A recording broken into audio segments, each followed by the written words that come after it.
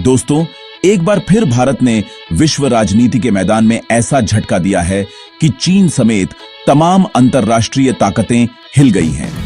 यह कोई सामान्य घटना नहीं है, बल्कि एक ऐसी रणनीतिक चाल है जिसने पूरी वैश्विक व्यवस्था को चौंका दिया है। India middle east Europe corridor यानी IMIC अब केवल एक योजना नहीं, बल्कि भारत की बढ़ती ताकत और दूरदर्शिता का प्रतीक बन चुका है। IMIC का असली मतलब है कि भारत अब यूरेशिया के भू राजनीतिक नक्शे को बदलने निकल पड़ा है। यह कॉरिडोर भारत के उत्तर पूर्वी राज्यों को सीधे मिडिल ईस्ट और यूरोप से जोड़ेगा और साथ ही चीन की बेल्ट एंड रोड इनिशिएटिव को करारा जवाब देगा।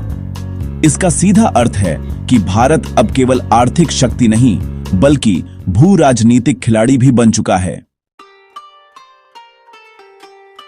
सवाल सिर्फ यह नहीं है कि IMIC क्या है, बल्कि यह भी कि भारत इससे क्या प्राप्त करेगा। सबसे पहले यह समझिए कि भारत के उत्तर पूर्व में मौजूद मसाले, भौगोलिक संकेत वाले विशेष उत्पाद और प्राकृतिक संसाधन अब सीधे यूरोप के बाजारों में पहुंचेंगे।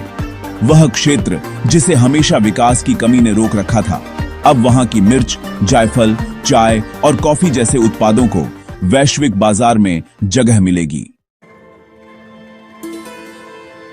इससे स्थानीय किसानों की आमदनी बढ़ेगी और भारत की वैश्विक आर्थिक प्रतिष्ठा को नया मुकाम मिलेगा। IMIC के जरिए भारत की कूटनीति को भी एक नई धार मिलेगी। भारत अब केवल व्यापारिक मार्ग नहीं बना रहा, बल्कि अपने प्रभाव क्षेत्र का विस्तार भी कर रहा है। यह कॉरिडोर चीन के BRI मॉडल को चुनौती देने वाली भारत की सबसे बड़ी रणनीति बन सकता है। BRI यानी बेल्ट एंड रोड इनिशिएटिव चीन की विस्तारवादी नीति का हिस्सा है, लेकिन भारत ने IMIC के जरिए अपनी खुद की एक मजबूत विकल्प योजना प्रस्तुत की है। आर्थिक रूप से देखें तो यह $600 अरब से अधिक की परियोजना है, जिसमें रेल मार्ग, हरित हाइड्रोजन, डिजिटल नेटवर्क और ऊर्जा में बड़ा निवेश किया जा रहा है। इससे भारत को ऊर्जा सुरक्षा और तकनीकी क्रांति में सक्रिय भागीदारी मिलेगी। इस कॉरिडोर के माध्यम से भारत मिडिल ईस्ट के तेल संसाधनों तक आसानी से पहुंचेगा और साथ ही यूरोप के बाजारों में मजबूत उपस्थिति दर्ज कराएगा। प्रधानमंत्री मोदी ने भी IMIC को लेकर अपने स्पष्ट इरादे व्यक्त किए हैं। उनके अनुसार यह कॉरिडोर भारत के लिए केवल आर्थिक अवसर नहीं, बल्कि एक व्यापक रणनीतिक और राजनीतिक कदम है। खास तौर पर उत्तर पूर्व के विकास को लेकर उन्होंने कहा कि यह इलाका अब सीधे वैश्विक नेटवर्क से जुड़ेगा, जिससे स्थानीय लोगों के जीवन में सुधार आएगा और क्षेत्रीय अस्थिरता में भी कमी आएगी। IMIC की वजह से भारत को भू राजनीतिक खेल में नई भूमिका मिलने वाली है। यही कारण है कि IMIC को एक वैश्विक शक्ति संक्रमण की कुंजी कहा जा रहा है। हालांकि यह रास्ता आसान नहीं होगा। भारत को IMIC की सफलता के लिए कई चुनौतियों का सामना करना होगा, जैसे क्षेत्रीय स्थिरता, पाकिस्तान का विरोध और निवेशकों का भरोसा जीतना। पाकिस्तान की चुनौती तो सभी जानते हैं। कश्मीर और उससे सटे इलाके इस कॉरिडोर के संभावित मार्ग में आते हैं और पाकिस्तान पहले ही इस परियोजना को विफल करने की कोशिशें कर चुका है। मगर भारत ने वैकल्पिक मार्गों और सुरक्षा रणनीतियों को विकसित करके स्पष्ट कर दिया है कि वह अपने मिशन से पीछे नहीं हटेगा। मध्य पूर्व की अस्थिरता भी एक बड़ा विषय है। यह इलाका लंबे समय से संघर्षों से जूझ रहा है, लेकिन भारत ने रणनीतिक सूझबूझ दिखाते हुए संयुक्त अरब अमीरात, सऊदी अरब और इजरायल जैसे देशों को इस परियोजना में शामिल कर लिया है, जिससे IMIC को ठोस समर्थन मिला है। इस परियोजना में वित्तीय संसाधन भी एक बड़ी चुनौती है। $600 अरब का निवेश आसान नहीं, लेकिन भारत ने कई वैश्विक साझेदारों के साथ मिलकर इस दिशा में पहल शुरू कर दी है। यूरोपीय संघ और अमेरिका के निवेशकों को जोड़ने के लिए विशेष प्रयास किए जा रहे हैं। आईएमआईसी भारत की तकनीकी क्रांति का भी प्रतीक है। डिजिटल पाइपलाइन, डाटा सेंटर और साइबर इंफ्रास्ट्रक्चर जैसे पहलुओं में निवेश से भारत को डिजिटल शक्ति बनने में मदद मिलेगी। लेकिन आईएमआईसी का एक और पहलू है जो सबसे अहम है, भारत की सामरिक स्थिति। यह कॉरिडोर सिर्फ व्यापारिक नहीं बल्कि सैन्य और रणनीतिक दृष्टि से भी बेहद महत्वपूर्ण है।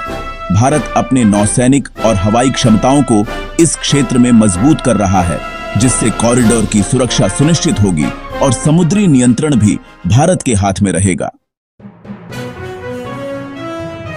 इसके अलावा भारत ने यूरोपीय संघ के साथ मुक्त व्यापार समझौते की बातचीत को भी तेज कर दिया है।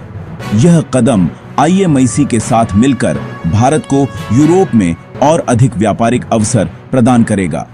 इससे भारतीय अर्थव्यवस्था को बड़ी ताकत मिलेगी और भारत वैश्विक व्यापार में एक अग्रणी देश बनकर उभरेगा।